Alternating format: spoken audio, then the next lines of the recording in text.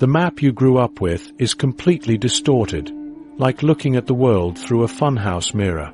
Greenland appears massive, yet it's actually smaller than California. The Mercator projection we all know twists reality, stretching countries near the poles while shrinking those at the equator. But why does this matter?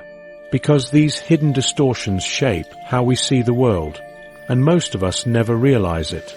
In this video, we'll uncover the truth behind these geographical illusions and reveal just how wrong our mental maps really are. Prepare to question everything you thought you knew about our planet's true proportions. The Alaska illusion. Here's Alaska as you usually see it on world maps, a massive frozen territory that appears almost as large as the entire lower 48 states. But here's the reality when we take Alaska off the Mercator projection and place it over the continental United States. Suddenly, it shrinks to just about 1/3 the size we're used to seeing. The Mercator projection shows Alaska at 2.5 times its actual proportion relative to the contiguous US. Where it looked like a giant northern continent, it actually fits entirely within the Midwest when scaled correctly. This visual distortion happens because the Mercator projection stretches areas closer to the poles to preserve straight lines for navigation. Watch what happens when we digitally unwrap Alaska from the Mercator distortion. The state's polar regions compress vertically while maintaining their true east-west dimensions. The Aleutian Islands that appeared stretched out on standard maps now show their actual clustered formation. The result is an Alaska that measures approximately 1,400 miles from north to south, not the exaggerated 2,200 miles the projection suggests. This distortion affects how we perceive everything from Alaska's climate to its strategic importance. Most people imagine Alaska as this massive frozen wasteland because maps show it sprawling across the top of our mental image of North America. In reality, Anchorage sits at a lower latitude than Oslo, Norway. The southernmost point of Alaska actually extends further south than London. Consider a traveler flying from Seattle to Anchorage, expecting a cross-continental journey. They're surprised when the flight takes just 3.5 hours, the same duration as Chicago to Los Angeles. If Alaska were truly the size it appears on Mercator maps, that same flight would take nearly 6 hours. Even internal flights defy expectations. Anchorage to Barrow takes less time than crossing Texas. The standard Mercator projection makes Alaska appear to cover about 17% of total U.S. land area, when it actually comprises just 10%. That's a difference of nearly 300,000 square miles in visual representation versus reality. When scaled properly, Alaska could comfortably fit within the combined areas of Texas, California, and Montana. The projection particularly exaggerates northern features like the Brooks Range and North Slope. These areas appear disproportionately large compared to southern Alaska's Panhandle region. In reality, the distance from the Arctic coast to the southern islands is about the same as from Seattle to San Diego, but the map stretches this to look more like Seattle to Mexico City. This distortion affects how we view population distribution too. About half of Alaska's residents live in the Anchorage area, which appears unusually compressed on Mercator maps. The state's road system concentrates in the south near population centers, not spread evenly across the massive landmass the maps suggest exists. The water surrounding Alaska suffers similar exaggeration. The Bering Sea appears impossibly wide on standard maps, when in reality the distance from Nome to Russia's Chukotka Peninsula measures just 55 miles. Commercial shipping lanes follow much more reasonable paths than the sprawling blue expanses on Mercator maps would suggest. Why does this matter? Because our mental maps influence everything from travel plans to resource allocation. Students learning geography absorb the misconception that Alaska is nearly the size of the continental US. Policymakers may overestimate transportation challenges based on the false distances. Even military strategists must compensate for the projection size distortions when calculating response times or supply lines. What's particularly fascinating is how this distortion developed. Gerardus Mercator designed his 1569 projection primarily for nautical navigation, not for political geography. Sailors needed straight lines that maintained constant compass bearings, not accurate landmass proportions. The system worked perfectly for crossing oceans, but accidentally created these size illusions that persist in our collective imagination. Now that you've seen how maps dramatically exaggerate Alaska's size, you'll start noticing similar distortions everywhere.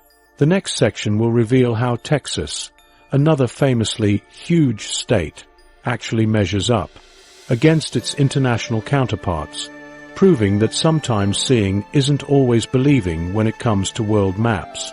Texas versus Europe. Texas often gets described as enormous, a state so large you could fit multiple European countries inside it. But this idea relies heavily on the distorted perspective created by the Mercator projection. When we compare Texas to Europe using accurate size measurements, the reality looks different.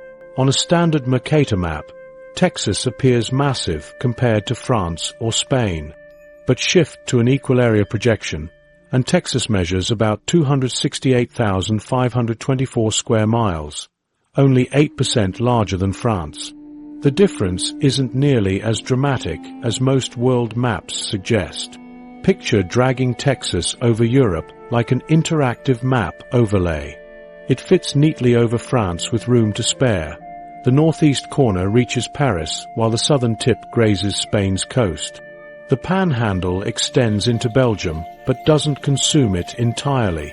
Spain, though 27% smaller than Texas, fills most of its southern half when adjusted for projection distortion. The Mercator effect becomes clear with city comparisons. Paris to Marseille equals El Paso to Houston in distance. France contains similar climate diversity as Texas, from Mediterranean coasts to alpine regions, despite appearing miniature on distorted maps. Population density reveals more illusions. Texas holds 29.5 million people across its large area, while smaller-looking Spain packs 47 million into less space. Mercator maps make sparse regions appear larger than densely populated ones at similar latitudes. These distortions occur because Mercator stretches areas away from the equator. Texas sits at mid-latitudes where the effect becomes noticeable. Spain suffers particularly. Its southern position gets compressed on the projection. Flight times confirm the truth. Dallas to Paris takes 9.5 hours, similar to Houston to Anchorage. If Texas truly dwarfed France as Mercator suggests, this flight would take much longer. State borders add another layer of distortion. Texas's straight-line boundaries appear rigidly defined, while European countries have irregular shapes. This makes Texas seem more substantial when their total areas differ by small percentages. The oil industry provides concrete examples. The Permian Basin covers 75,000 square miles, equivalent to Tunisia or South Dakota. On Mercator maps, these appear drastically different in scale. Offshore platforms in the Gulf operate across distances similar to North Sea oil fields, yet seem more spread out on standard projections. Climate patterns also reveal the truth. Texas spans multiple zones like France does, from humid subtropical to semi-arid. The actual temperature gradients match European distances rather than continent-sized variations. Transportation infrastructure shows similar scaling. Texas highways cover 80,000 miles, comparable to France's 1.1 million kilometer road network.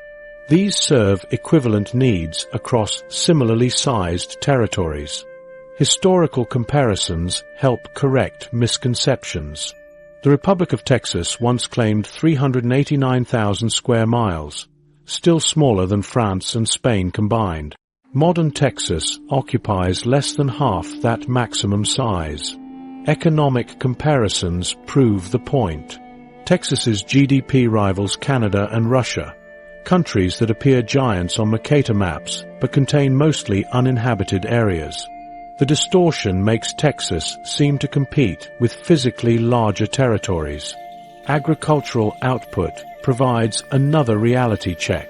Texas leads the US in cattle with 13 million head, similar to France's 19 million across its slightly smaller area. The comparable densities contradict the visual impression from maps. Technology like the TrueSize.com bypasses Mercator distortion. Dragging Texas over Europe shows it covering France with room to spare. The Panhandle reaches the English Channel, while the Rio Grande Valley barely passes the Pyrenees. This size illusion affects practical decisions. Business leaders might overestimate Texas's logistical challenges relative to European bases. Policymakers could misjudge cross-border issues with Mexico. Even military strategists must compensate when calculating response times. The "everything's bigger in Texas" idea stems partly from map distortions. While indisputably large, its size relative to world regions follows geographic patterns once you remove the projection's artificial enhancement. Understanding these proportions changes global perspectives. Texas remains significant, just not in the grossly inflated way standard maps suggest. Its actual place aligns with major European nations, explaining strong transatlantic ties despite apparent size disparities. The same Mercator effects that stretched Alaska also boost Texas's apparent scale. But Texas's mid-latitude position creates subtler, yet still significant, illusions that reshape our geographic imagination. Greenland's deception. Greenland appears as a massive continent on most world maps, rivaling Africa in size. But this visual representation is completely wrong. The Mercator projection stretches Greenland to appear 14 times larger than its true proportion relative to Africa. In reality, Greenland's 836,000 square miles make it smaller than Algeria or the Democratic Republic of Congo alone. When we remove the Mercator distortion, Greenland shrinks dramatically. Placed over North America, it covers just the area from San Francisco to Denver and from Canada to northern Mexico. The entire island fits within the continental United States with room to spare. Its actual size compares to 3 Texases rather than the Africa-sized behemoth shown on classroom maps. The Mercator projection inflates Greenland because it sits close to the North Pole. The projection stretches polar regions vertically to maintain straight lines for navigation. This makes Greenland appear taller than it actually is while preserving its east-west dimensions. The result looks like a giant landmass when in reality it's about 1/4 the size of Australia. Flight times reveal Greenland's true scale. A direct flight from Copenhagen to Kangerlussuaq takes 4.5 hours, comparable to flying from New York to Los Angeles. If Greenland were truly the size it appears on maps, this flight would take over 15 hours. The actual distances match what you'd expect for its real dimensions rather than the bloated Mercator version. Population distribution further proves the size deception. Greenland has about 56,000 residents scattered along its coasts. At its actual size, the population density matches other Arctic regions like northern Canada or Alaska. I remember a geography teacher once showing us a globe after we'd studied flat maps all semester. The collective gasp when Greenland shrank to its proper proportions still sticks with me. The ice sheet covering Greenland contributes to the size misconception. It appears as an endless white expanse on maps, when in reality it covers about 80% of the island's actual area. This ice would fill the Great Lakes 3 times over. Significant, but not the planet-altering volume the distorted maps suggest. Coastline measurements expose the distortion. Greenland's coastline measures about 27,000 miles on Mercator maps, longer than the Earth's circumference. In reality, Its coastline stretches about 24,000 miles when measured properly. The projection stretches every fjord and inlet, making the landmass appear more substantial than it is. The size illusion affects scientific understanding too. Greenland's ice melt contributes to sea level rise, but not at the catastrophic rate the distorted maps might imply. At its true size, complete ice melt would raise global seas by about 24 feet. A serious threat, but not the world flooding scenario the Mercator inflated version suggests. Historical maps show how the distortion developed. Early cartographers drew Greenland progressively larger as explorers mapped its coasts. The Mercator projection locked in these exaggerations by mathematically stretching polar regions. This same projection quirk affects all high-latitude areas, but Greenland's position makes it the most dramatically misrepresented landmass on Earth. Economic comparisons reveal the truth. Greenland's GDP sits around $3 billion, comparable to small US cities like Toledo or Reno. At actual size, its economy matches other remote Arctic regions with similar populations and resources. Climate patterns reflect the true scale. Greenland's southern tip reaches the latitude of Oslo, not the extreme polar position maps suggest. This means its climate varies from Arctic in the north to subarctic in the south, not uniformly frozen as the stretched Mercator version implies. Military operations demonstrate the actual distances. The U.S. Thule Air Base in northern Greenland lies closer to Moscow than to Washington, D.C., a geographic reality obscured when maps inflate Greenland's size. Strategic calculations must account for these true distances rather than the distorted versions. The size deception persists because digital maps use Mercator tiles.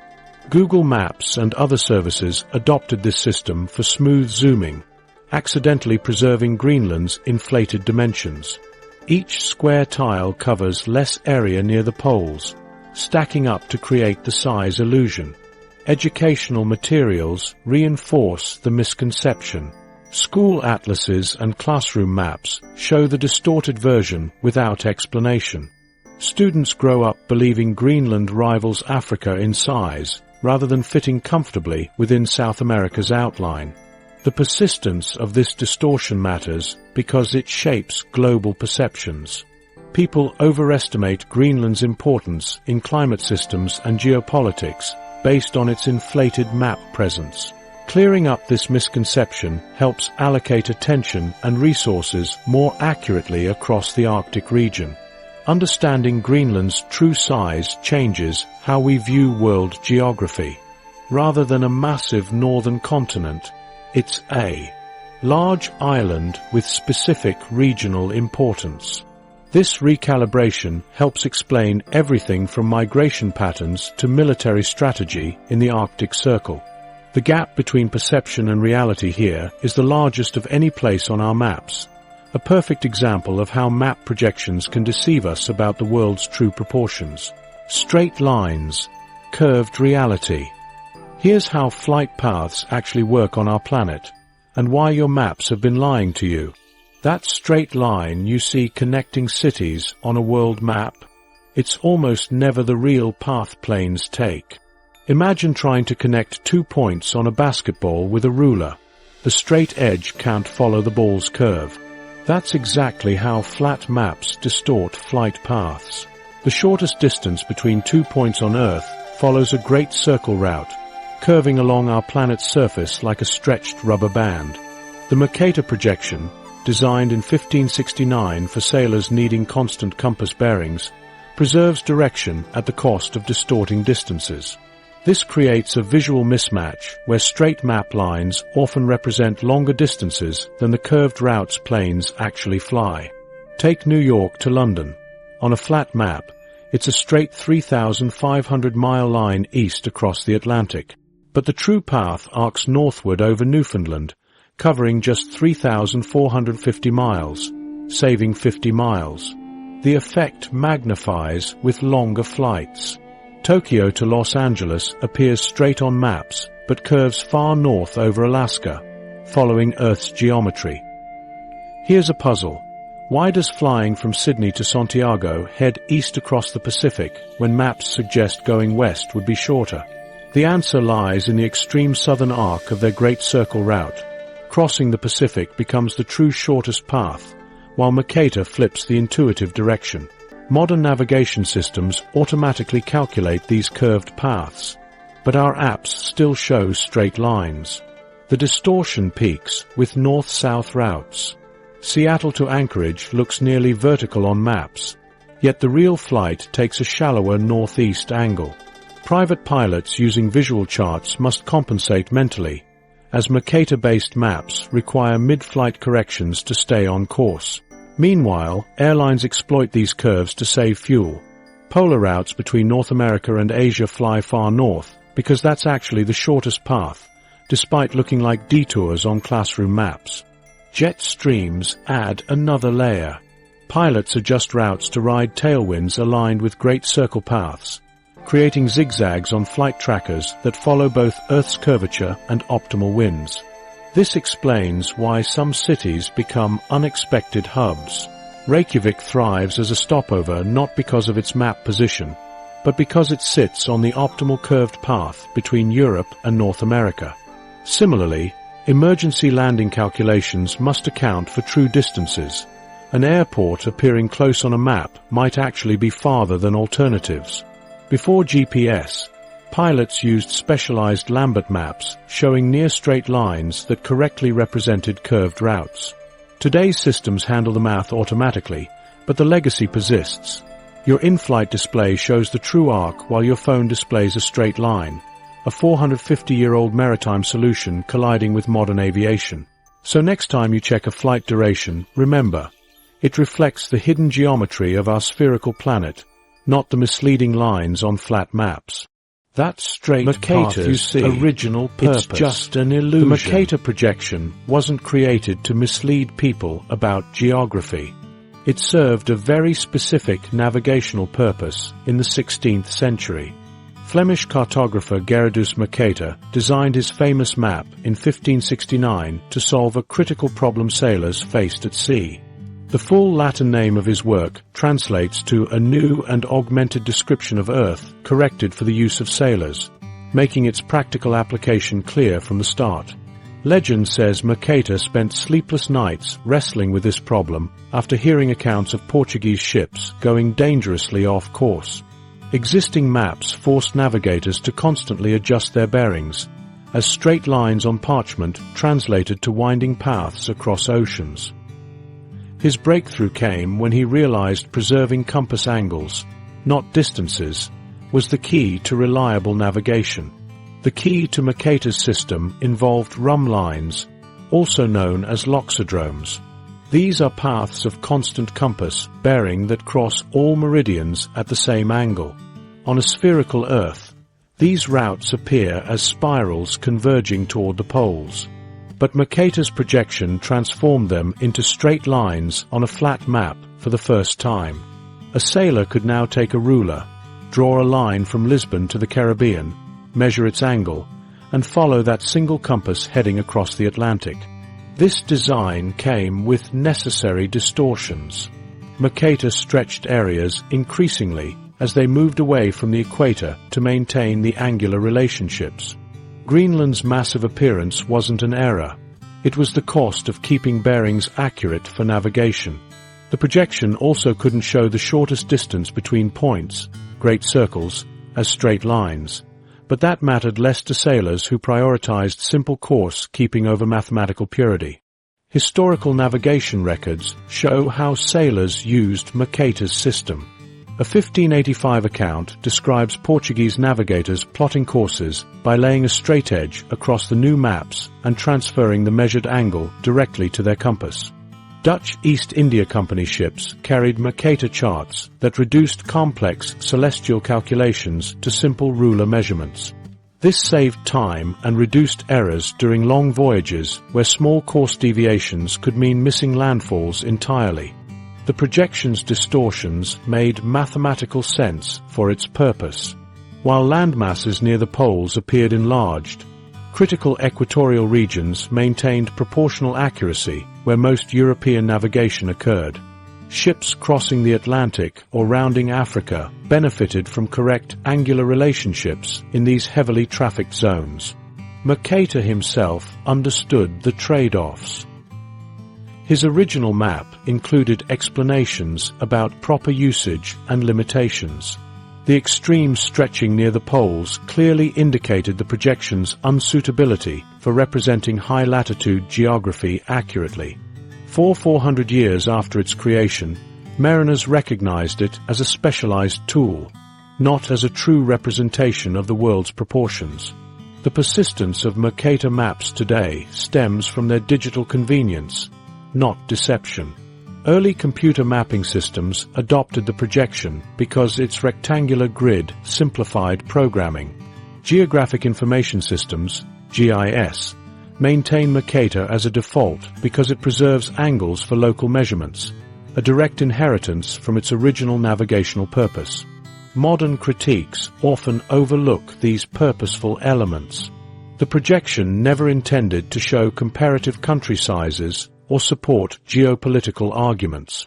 Its distortions served functional mathematics for sailors who needed to answer one question: what compass direction will take me there in a straight line? That single-minded focus made it revolutionary for navigation, while limiting its usefulness as a general reference map. Understanding Mercator's original purpose explains why professionals still use it in certain applications. Surveyors employ modified Mercator projections when precise angular relationships matter more than area calculations. Oceanographers studying currents benefit from its directional consistency. These specialized users continue the projection's original intent centuries after its creation.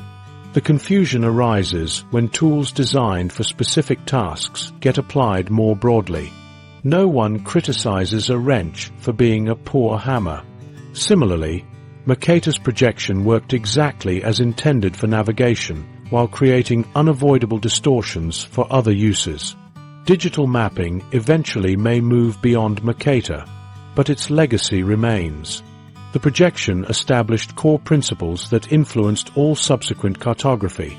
The idea that maps could serve specific functional needs rather than just general representation. Its success created a model for how specialized tools could shape entire eras of exploration and discovery. This history matters because tools shape perception. When we use any map, we inherit the intentions and compromises of its designers. Mercator's world looks the way it does because 16th century sailors needed reliable bearings, not because its creator sought to mislead future geography students.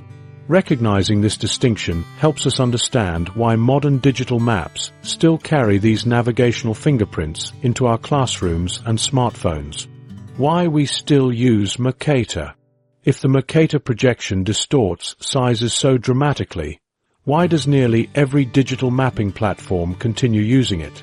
The answer lies in how online maps function at a technical level, not in geography or politics. Google Maps, Bing Maps, and most other web mapping services rely on Web Mercator, a modified version of the traditional projection that became the standard for digital mapping.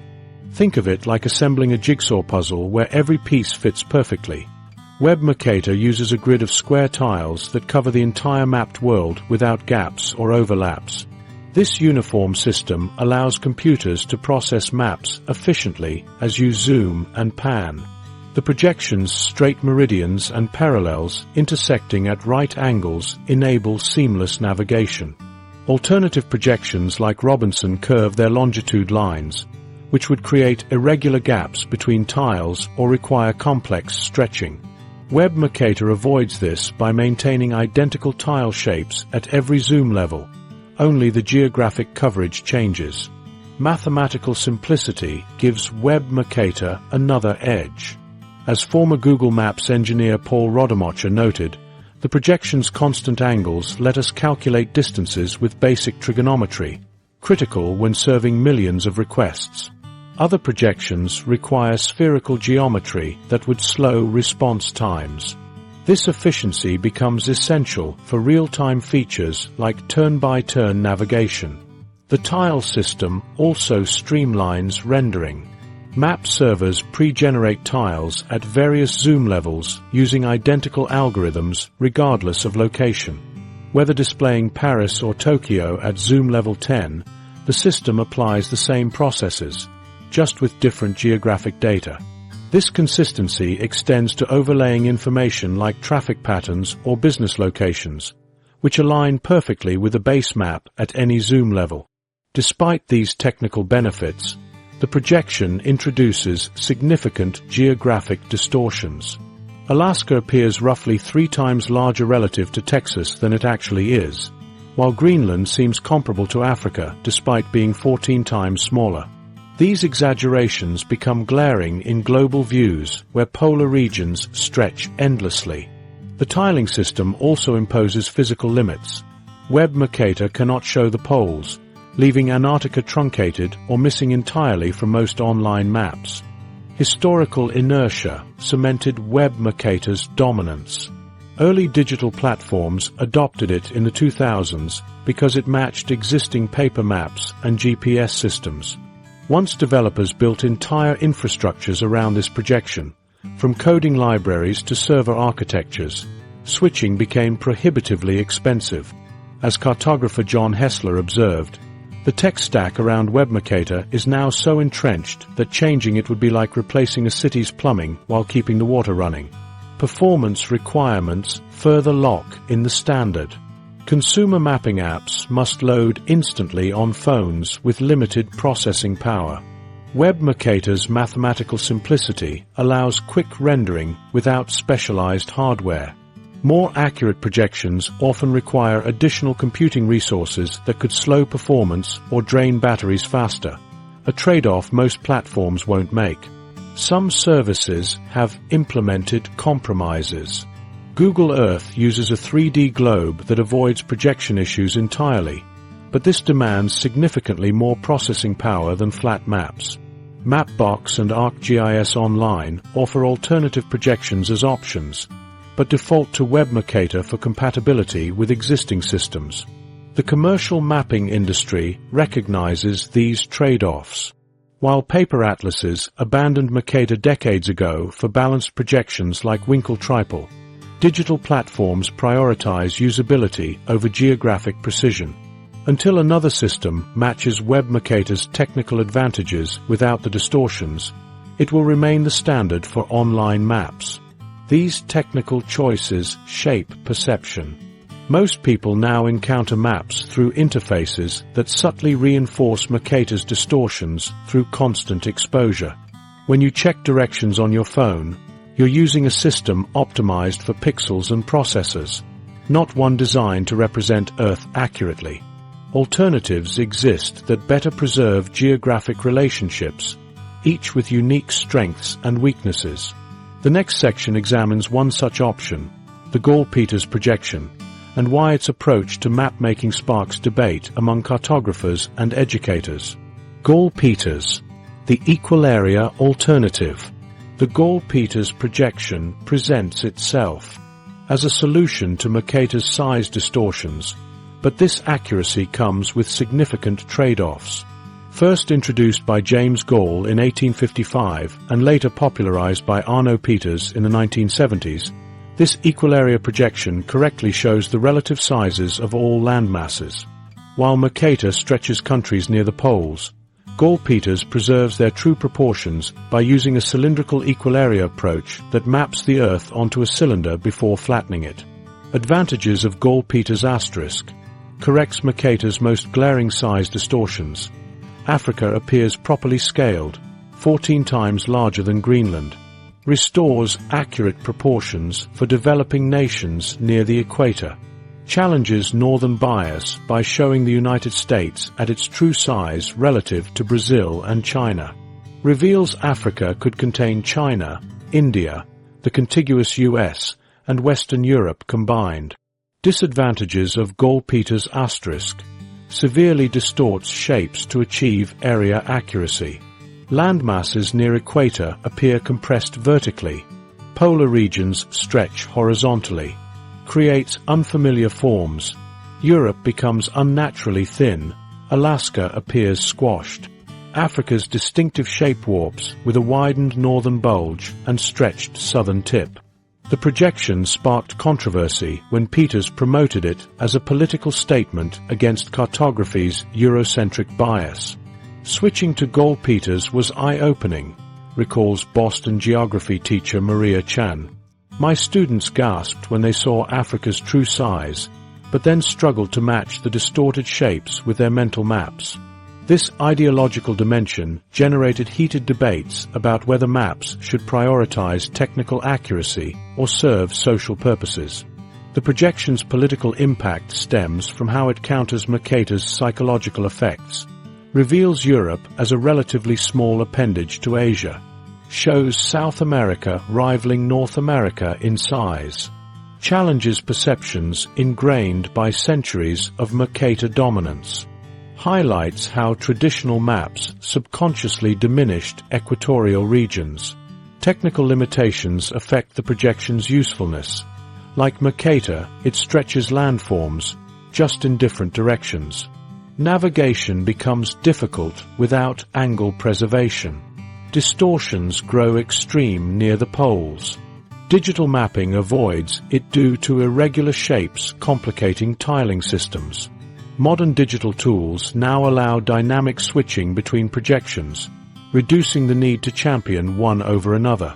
Interactive globes can show Gall-Peters when comparing country sizes, then switch to other projections for different purposes. This flexibility acknowledges each approach's strengths while diminishing past ideological battles. The projection's legacy lies in forcing cartographers to confront map-making's political dimensions. By challenging Mercator's dominance, Gall-Peters highlighted how map choices influence perceptions of power and importance. Even critics acknowledge it successfully exposed the unavoidable subjectivity in all map projections. Like all flat maps, Gall-Peters represents a flawed compromise. It corrects Mercator's size distortions while introducing its own set of inaccuracies. This reality check leads naturally to examining projections that attempt balancing multiple factors rather than optimizing for one characteristic. The search for better compromises continues with projections like Robinson and Winkel-Tripel. Robinson, the compromise projection. The Robinson projection offers a middle ground between extremes like Mercator and Gall-Peters. Think of it as the balanced diet of map projections, providing reasonable accuracy across multiple dimensions without excelling in any single one. Developed by Arthur H. Robinson in 1963, it doesn't perfectly preserve shapes or areas, but minimizes overall distortion to create a more balanced world map. This makes it particularly useful for general reference, where no single geographic property needs absolute accuracy. Unlike Mercator's severe polar stretching or Gall-Peters shape distortions, Robinson spreads the inevitable inaccuracies more evenly. The projection uses a tabular rather than mathematical approach, with Robinson manually adjusting the spacing of parallels to achieve a visually pleasing result. The poles appear as lines rather than points, compressing extreme latitudes without Mercator's drastic magnification. The projection maintains reasonable shape accuracy within about 45 degrees of the equator.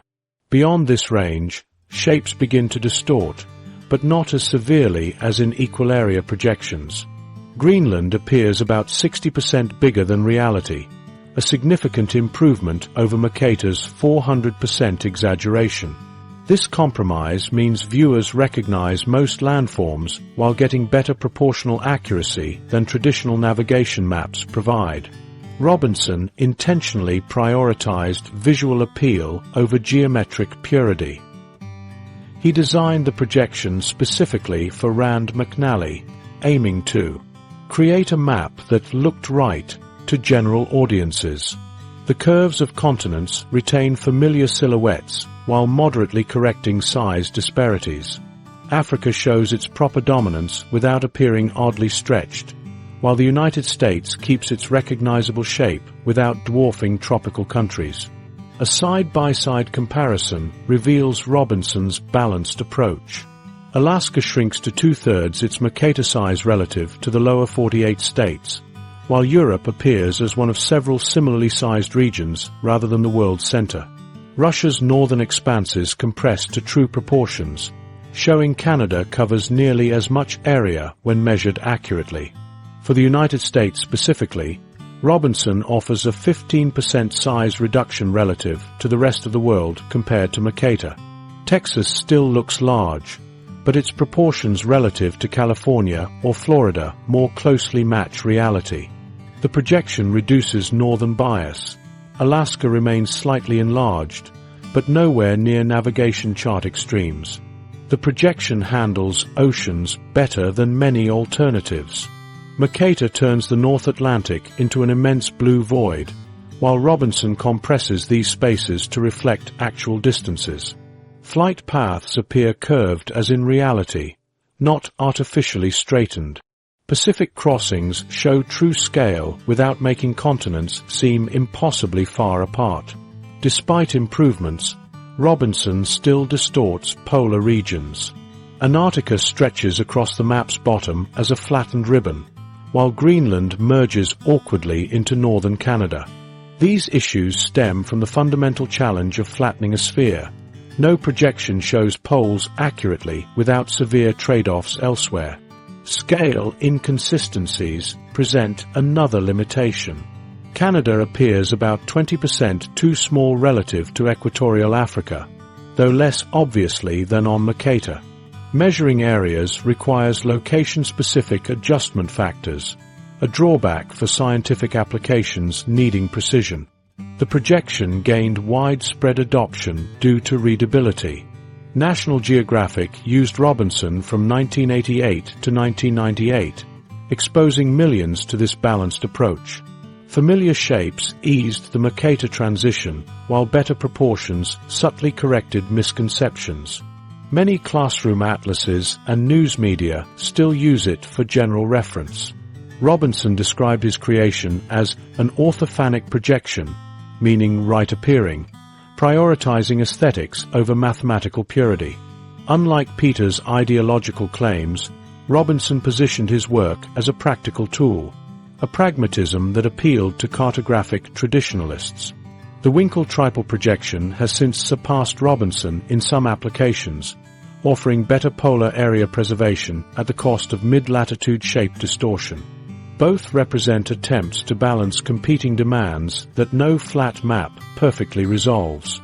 Digital mapping reduced Robinson's dominance somewhat, but it remains popular for static prints where balanced aesthetics outperform specialized alternatives.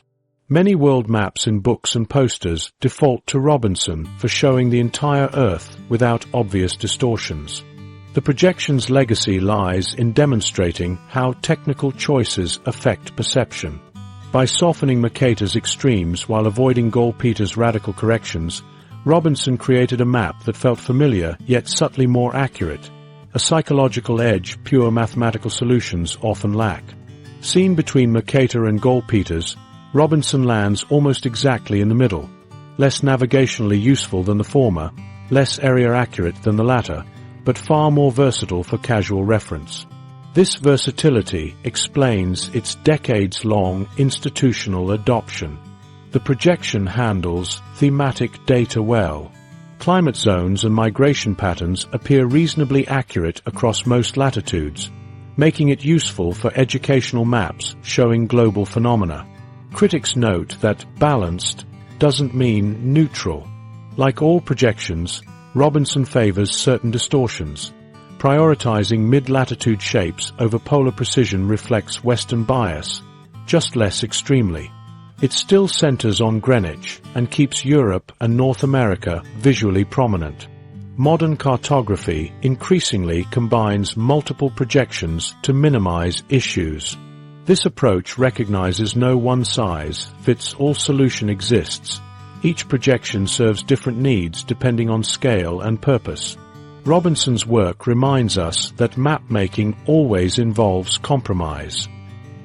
His projection succeeded by disguising inevitable distortions so most viewers wouldn't notice them, offering generations a more accurate worldview than traditional maps, even if still imperfect. This realization leads naturally to examining how map choices reflect deeper cultural priorities and cultural bias. A theme we'll explore next. Maps shape how we think about the world. The Mercator projection's distortions do more than misrepresent sizes. They subtly reinforce a view that favors certain regions over others. Countries near the poles appear inflated, while equatorial regions shrink. This technical necessity for navigation carries unintended cultural consequences. Europe benefits most from these distortions. On Mercator maps, Europe appears larger than South America, when in reality South America nearly doubles Europe's size. Scandinavia looks comparable to India, though India is actually 3 times larger. These visual misrepresentations embed themselves into our mental geography over time. Generations of students absorbing these maps develop unconscious assumptions about regional importance based on distorted scales. The projection's historical timing amplified this bias.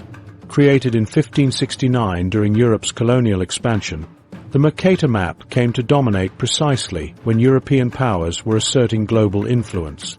Cartographer George Kellaway noted the projection became unsuitable for general world maps due to its distortions. The maps used in classrooms didn't just support navigation, they supported a worldview. Size distortions follow predictable patterns. Landmasses gain about 5% apparent size for every 5 degrees of latitude away from the equator. By 45 degrees north, roughly the latitude of Minneapolis or Milan, countries appear twice as large as they truly are relative to equatorial regions. This systematically boosts temperate powers while diminishing tropical nations. Africa suffers most from this system. Straddling the equator, it appears roughly the same size as Greenland on Mercator maps. In reality, Africa covers about 14 times more area. The Democratic Republic of Congo alone could contain Western Europe, yet Mercator makes Belgium appear comparable. Cultural geographer Dr. Lydia Delisser observes, map distortions become mental shortcuts. We equate visual prominence with importance before we even consult the data. Colonial-era maps made these biases explicit. European cartographers centered maps on the Greenwich meridian, placing Europe at the visual focus. They enlarged colonial territories while shrinking competitors' holdings. Modern maps avoid overt prejudice, but Mercator's mathematical distortions perpetuate similar imbalances through geometric necessity. The projection's digital dominance extends these effects. Online maps showing exaggerated northern landmasses reach billions daily. Google Earth's 3D globe provides an alternative, yet most users still experience web mapping through Mercator-based services. The ubiquity normalizes distortions, making accurate comparisons feel unfamiliar. Educational materials struggle with this legacy. Textbooks criticizing Mercator's biases still often use it for consistency with digital maps. Teachers report students expressing shock when shown equal area projections where Africa dwarfs Europe. One geography instructor described a student insisting, "Africa can't be that big. It doesn't look that way on Google Maps." Alternative projections attempt to counteract these effects. The Gall-Peters projection shows true scale, though distorting shapes. The Hobo-Dyer projection flips hemispheres, challenging conventional orientations. Even centering maps on the Pacific rather than the Atlantic offers new perspectives. The persistence of Mercator speaks to cultural inertia. Northern nations control most mapping platforms and educational publishing. Their citizens rarely question maps, making their homelands appear prominent. Distorted maps confirm assumptions rather than challenge them, making alternatives seem wrong despite better accuracy. Climate change debates reveal consequences. Public understanding of tropical nations' vulnerability suffers when maps minimize their presence. Rainforests crucial for carbon sequestration appear shrunken, while the global north's exaggerated size boosts its perceived centrality in solutions. Migration patterns also appear distorted. The 14-kilometer Strait of Gibraltar crossing gets visually lost in Mercator's expanded Mediterranean. Movements between similarly sized neighbors take exaggerated significance when maps distort dimensions. Critical map literacy could counter these effects. Teaching students to recognize distortions helps mentally compensate when viewing standard maps. Comparing multiple projections builds awareness that no single map shows complete truth. Understanding that maps reflect choices about what to prioritize, whether shape, area, or navigation, builds healthy skepticism. The Mercator projection wasn't designed with cultural implications in mind. Its distortions served 16th century sailing needs. But centuries of using navigation tools as reference maps wired our geographic intuition with accidental bias. Digital technology could break this cycle if leveraged thoughtfully. Interactive globe views or augmented reality overlays might help. Yet technical solutions alone won't change perception. The debate extends beyond cartography. Urban planners use maps prioritizing certain neighborhoods. Electoral projections make some votes appear more significant. Every flattening of multidimensional reality involves choices about what to preserve and what to distort. Recognizing these choices matters for interpreting visualized information. Mercator's impact mirrors how all tools shape thought. Language, measurement systems, and calendars embed worldviews while seeming neutral. Maps join these as quiet influencers of perception. The first step toward mitigating their effects is recognizing that every flat representation of our spherical world tells a story through its distortions as much as its accuracies. These geographic distortions connect to physical ones on the ground. Just as maps misrepresent border sizes, some boundaries themselves contain quirks of history and measurement. The next section explores how America's Four Corners Monument demonstrates the challenges of precisely defining borders on a curved planet. Four Corners, a geographic oddity. The Four Corners Monument marks the only point in the U.S. where four states meet: Colorado, Utah, Arizona, and New Mexico. The brass and granite plaque appears to fix this intersection with mathematical precision. But the reality of defining borders on a curved, uneven planet means the monument's exact location has shifted over time. Surveyors first attempted to mark this quadrupoint in 1868, using equipment akin to measuring a curved rope with a straight ruler. Their early methods couldn't account for the Earth's spherical shape, causing errors that compounded over distance.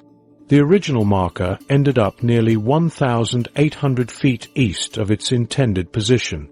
Later surveys corrected some mistakes, but introduced new ones from temperature-sensitive chains and distorted astronomical readings. The Earth's curvature posed fundamental challenges. 19th-century theodolites measured angles, but couldn't adjust for atmospheric refraction or gravitational pull on their plumb bobs. These limitations meant their straight lines on paper diverged from the actual geodesic curves of the landscape. Modern GPS reveals the monument sits about 1,800 feet east of where the 109th meridian west, mathematically, should intersect the 37th parallel north. This discrepancy stems from both historical survey errors and differences between early coordinate systems versus today's geodetic models. The marker commemorates where surveyors thought boundaries met, not their true geographic convergence. The National Geodetic Survey confirmed this offset in 2009 using satellite positioning accurate to centimeters. Yet the physical monument remains the legal boundary due to a key principle. Surveyed locations hold more weight than theoretical coordinates in border disputes. Courts recognize that perfect precision was impossible with historical methods. High elevation added another layer of complexity. At 5,000 feet, Temperature swings altered chain lengths while dry air bent light, distorting angle measurements. Each survey attempt introduced slight variations as teams struggled against these environmental factors. Conflicting coordinate systems further muddied the waters. Early surveys used the Clark ellipsoid of 1866, while modern measurements reference the North American datum of 1983. These systems model Earth's shape differently, making identical coordinates represent slightly different physical locations. The monument's position effectively shifted with each change in surveying standards. Tourists encounter this imperfection firsthand. The current concrete and brass monument allows visitors to stand in 4 states simultaneously, though they're likely not at the exact theoretical intersection. The experience underscores how human measurements approximate rather than perfectly capture geographic truths. Material choices reflect the challenge of permanent border marking. The original 1899 sandstone marker weathered quickly, while modern brass plaques still degrade under millions of footsteps. Physical markers wear down while theoretical boundaries remain abstract, another mismatch between maps and reality. The discrepancies have real consequences for tribal nations like the Navajo and Hopi, who rely on these boundaries for jurisdiction and resource management. Even small errors could impact land rights and mineral claims, making survey accuracy more than academic. Four Corners isn't unique. Most western U.S. state boundaries deviate from their specified parallels and meridians due to similar surveying limitations. The monument simply provides the most visible example of how borders represent legal conventions rather than natural absolutes. The situation reveals a fundamental truth about cartography. Maps capture moments in an evolving understanding of space. Early surveys used celestial navigation and triangulation, while GPS now offers centimeter precision. Yet we remain bound to historical errors cemented by law, proving that borders are as much about human agreement as geographic fact. Like trying to flatten a globe onto paper, every projection introduces distortions. The Mercator projection still used in atlases today particularly skews measurements at 4 corners latitude. These distortions compound over time, leaving us with borders that are legally precise but geographically approximate, a reminder that truth in mapping often depends on perspective. Rivers that move borders. Rivers form natural borders for many U.S. states, but these boundaries aren't as fixed as they appear on maps. Over 24 states use rivers to define portions of their borders, particularly along major waterways like the Mississippi, Ohio, and Missouri rivers. The problem is simple. Rivers move over time while state lines remain officially unchanged. This creates a conflict between legal borders and physical geography. The Mississippi River illustrates this phenomenon clearly. It currently serves as the boundary for 10 states, from Minnesota to Louisiana. Historical records show the river's course has shifted significantly since these borders were established. In some areas, the present-day river runs over a mile from its position when state boundaries were originally surveyed. Entire sections of land have effectively switched states without any official border changes. Erosion and flooding drive these geographic shifts.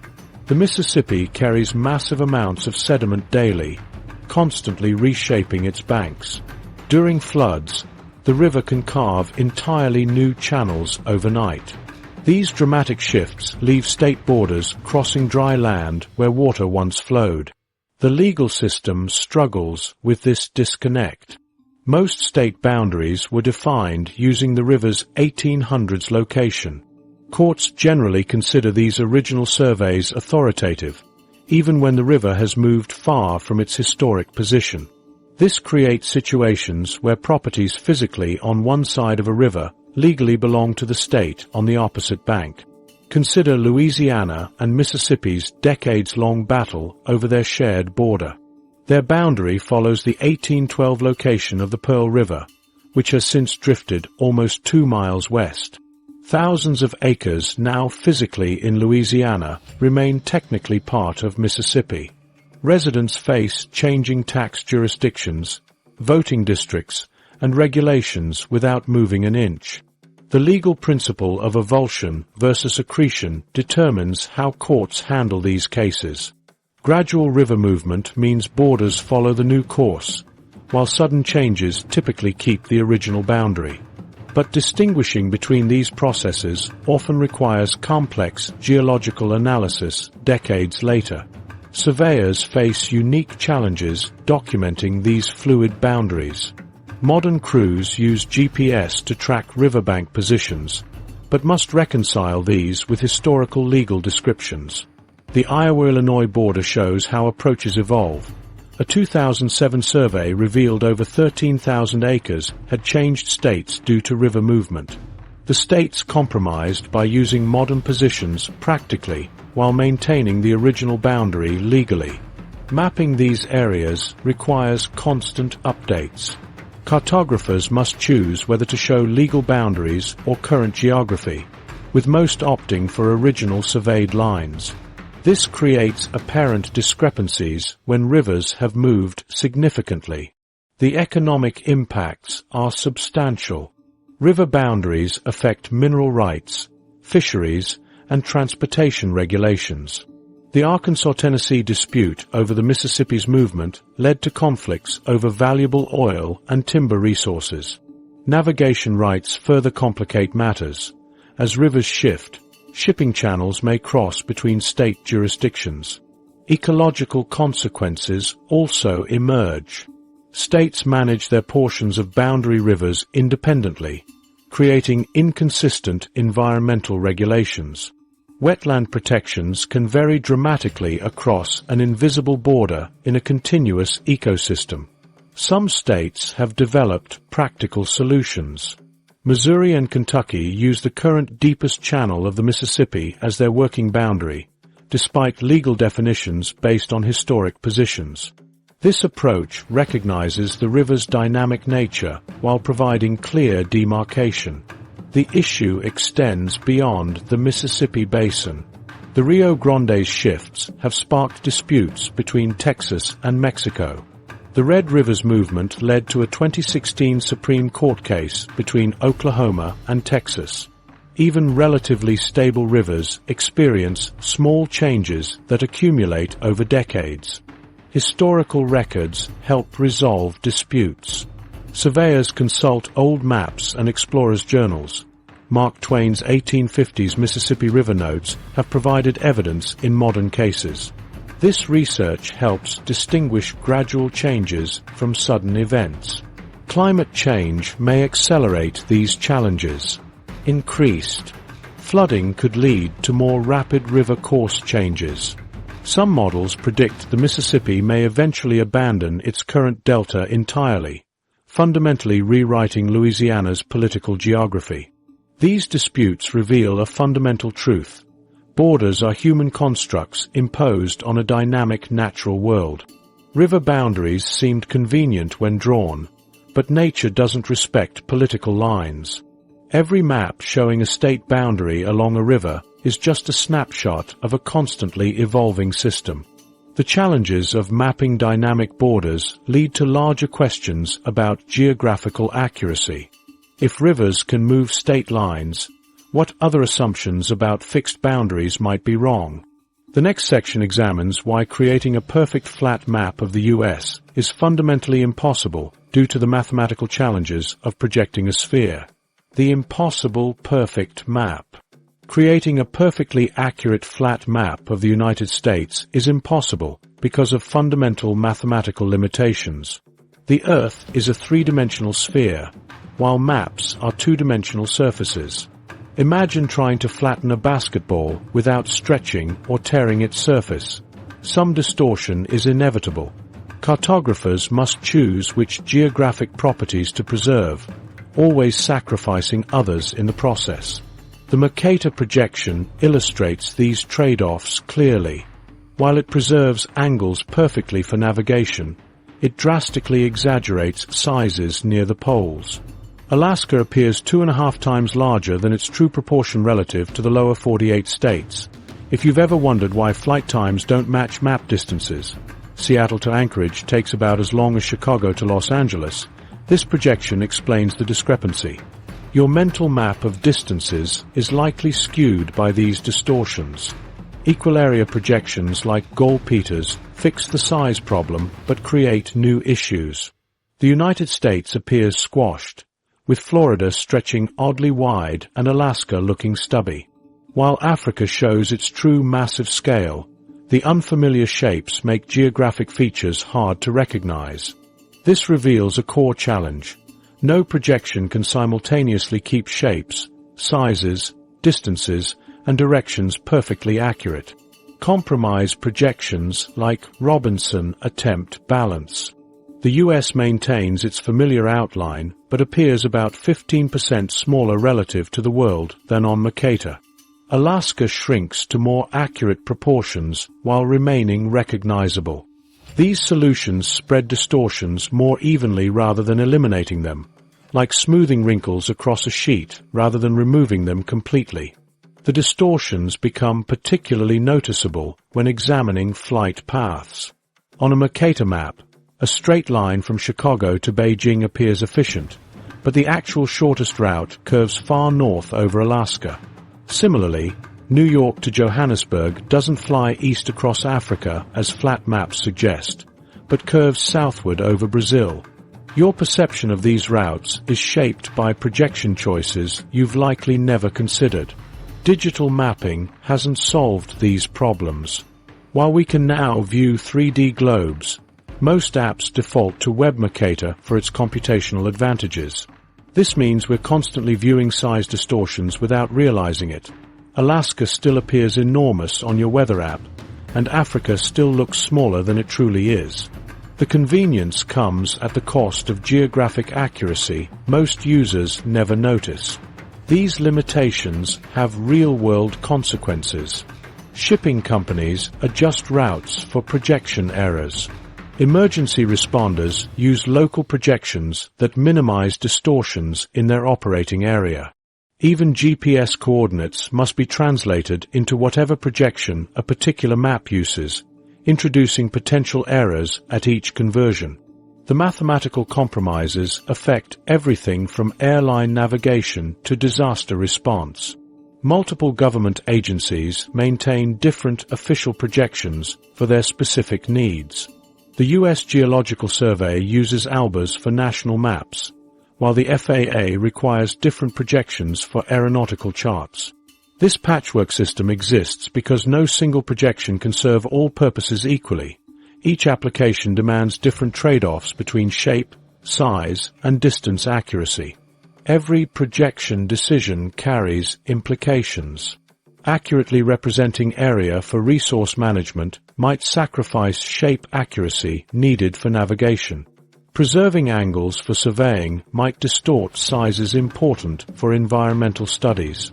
The mathematics of map-making forces these choices with no perfect solution, only various imperfect compromises that shape how we see our world. These inherent limitations lead professionals to develop specialized techniques that adjust for inevitable distortions. Methods we'll explore next as we examine how experts work around these fundamental constraints in their mapping workflows. Cartographers and surveyors face the reality that all maps contain distortions, yet their work demands accuracy within these limitations. They employ specialized techniques to minimize errors caused by projecting the Earth's curved surface onto flat maps. Ground control points, GCPs, physical markers placed at known coordinates, form the foundation of this precision. A survey team might position 10 to 20 GCPs across a square mile, each located using high-precision GPS equipment accurate to within centimeters. Drones capturing aerial imagery then reference these points to align photos with real-world positions, compensating for distortion created by both the camera lens and map projection. Modern mapping software processes this data through multiple correction layers. First addressing lens distortion, straightening curved lines from wide-angle cameras, then adjusting for terrain elevation changes, and finally applying projection algorithms to position everything within a chosen coordinate system. This approach allows an aerial survey of Chicago to maintain centimeter-level accuracy across hundreds of acres, despite flat maps' inherent limitations. Projection selection remains critical. The Universal Transverse Mercator (UTM) system divides the world into 60 narrow zones to keep scale distortion below 1 part in 1,000, acceptable for engineering. Surveyors working on a Texas highway project might use UTM Zone 14, 102 degrees west to 96 degrees west longitude. Wider projects spanning multiple zones require custom solutions. For national scale mapping, organizations use projections like Alber's Equal Area Conic, which preserves area accuracy across all 50 states using two standard parallels, 29.5 degrees north and 45.5 degrees north. This system allows USGS topo maps to maintain consistent accuracy, whether showing Kansas farmland or Rocky Mountain regions. Ground surveys still verify digital maps. In downtown Manhattan, surveyors establish control points on building corners to account for urban canyons disrupting GPS signals. These measurements validate aerial data before finalizing products. Elevation data presents particular challenges. LiDAR surveys must account for Earth's curvature. A Mississippi River Basin survey uses geoid models to convert raw measurements into meaningful heights above sea level, adjusting for gravity variations that make sea level differ by hundreds of feet across the continent. Coordinate systems add complexity. Most U.S. mapping uses an ED83, but older surveys might use an ED27, creating coordinate differences of hundreds of feet. Professionals must apply mathematical adjustments when combining datasets from different eras. Construction projects demand rigorous distortion management. When building Michigan's Gerald R. Ford International Airport Terminal, surveyors established a custom coordinate system, positioning structural columns within 1/8 inch of specifications across the 800,000 square foot site. Emerging technologies offer new solutions. Mobile mapping systems on vehicles combine laser scanners and cameras to collect millions of 3D points per second, automatically applying corrections while driving. Chicago used this to inventory signs and pavement markings across 4,000 miles of streets. Satellite-based augmentation like the FAA's WAS system improves GPS accuracy from 15 meters to under 1 meter nationwide, allowing survey-grade precision without ground markers for applications like agricultural field mapping. Professional networks form mapping's backbone. The National Geodetic Survey's 2,000 plus permanent GPS stations track positional changes as small as 1 millimeter per year, detecting continental drift. Surveyors tie projects into this network for consistency across state lines or decades. Urban canyons present unique challenges. New York City developed a hybrid coordinate system combining state plane projections with localized adjustments, using optical instruments where GPS fails between skyscrapers. Historic projects reveal evolving standards. When restoring Washington, D.C.'s Jefferson Memorial, surveyors discovered its axis aligns 5 degrees off true north, a deliberate 1939 design choice only revealed through modern laser scanning. These techniques demonstrate how experts work within projection limitations. By combining precise measurements, advanced software, and appropriate projections, they create products accurate enough for engineering and scientific purposes. The next section examines why understanding these distortions matters beyond professional circles. Why understanding distortions matters.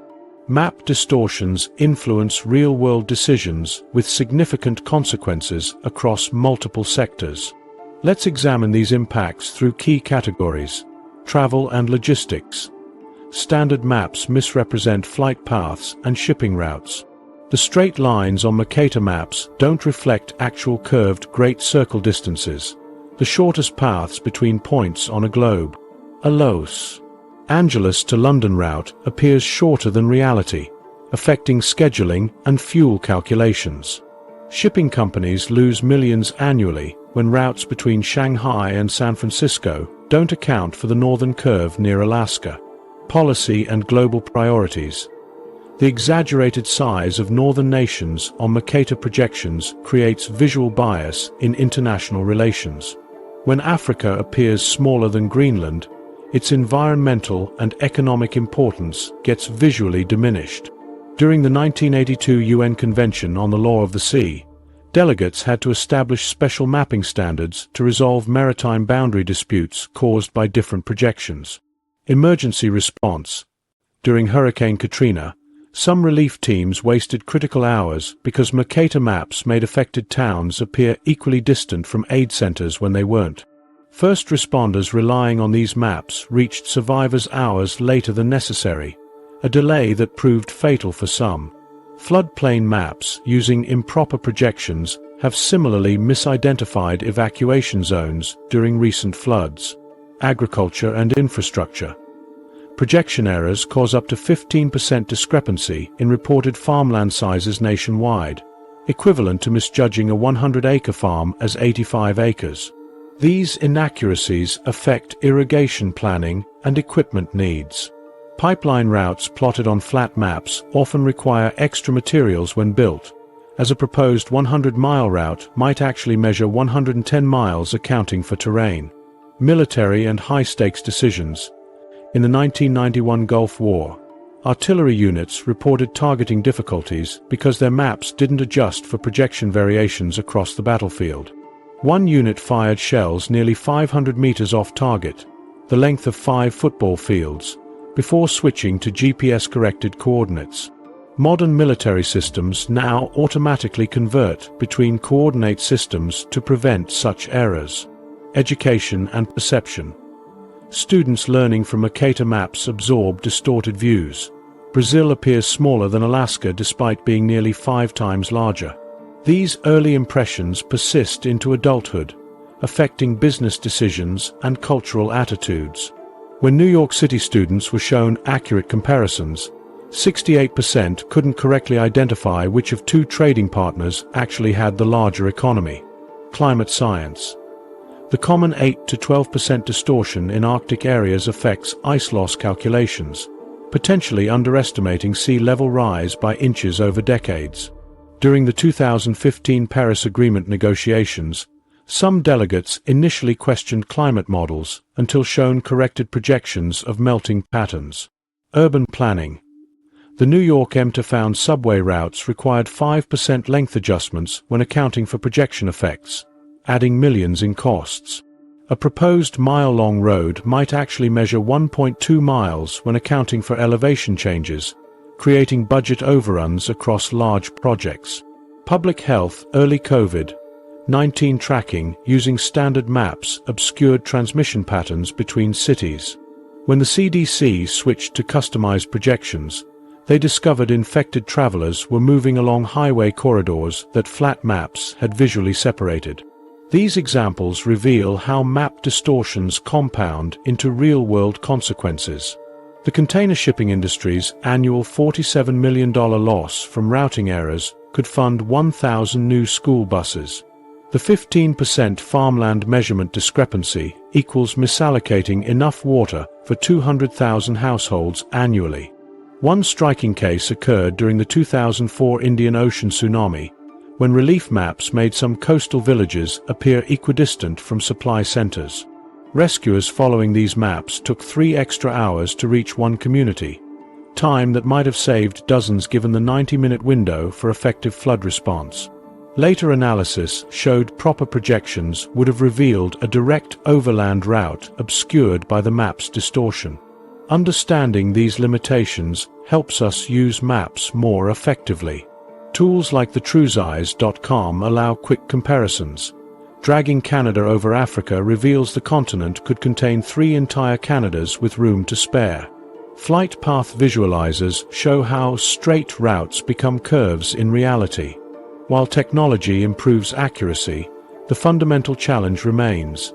No flat map perfectly represents our spherical world.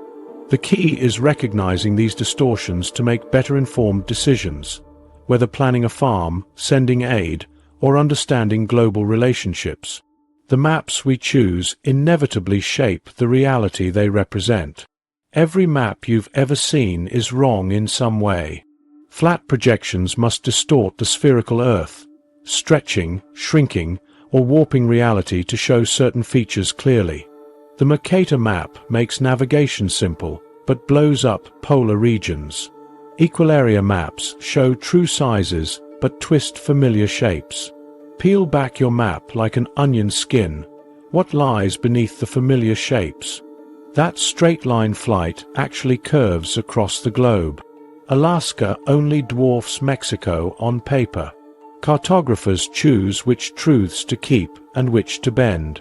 Next time you unfold a map, ask, what story is this projection telling?